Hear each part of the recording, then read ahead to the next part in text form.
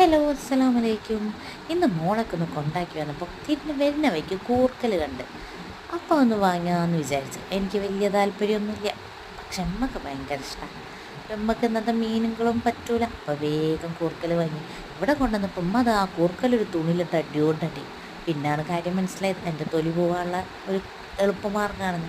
പിന്നെ പെട്ടെന്ന് കഴുകി മുറിച്ചൊരു പച്ചമുളകും കുറച്ച് മഞ്ഞൾപ്പൊടി ഉപ്പിട്ട് ഒന്ന് വേവിക്കാൻ വെച്ച കുക്കറിൽ, പിന്നെ ഒരു പച്ചമുളകും കുറേ കൊച്ചുള്ളി കൊടുത്ത് നന്നായിട്ടൊന്ന് ഇഞ്ചി കുത്തിയിലിട്ട് അടച്ച്, കുത്തി അതും കഴിഞ്ഞ് ഇതാ വേവിച്ച് ഇങ്ങനെ പരിവായപ്പോൾ കടുവറുത്ത് വറ്റൽമുളകിട്ട് നേരെ ചതച്ചതും ഇട്ട് കരിവേപ്പിലയിട്ട് ഒന്ന് മൂപ്പിച്ച ശേഷം നേരെ വേവിച്ചയിലേക്ക് ഒഴിച്ചു കൊടുത്ത്.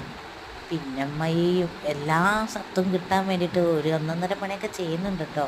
ആ പാത്രത്തിൽ ഈ പാത്രത്തിലൊക്കെ ഇട്ടൊക്കെ ഒന്ന് വെച്ച് സെറ്റാക്കി.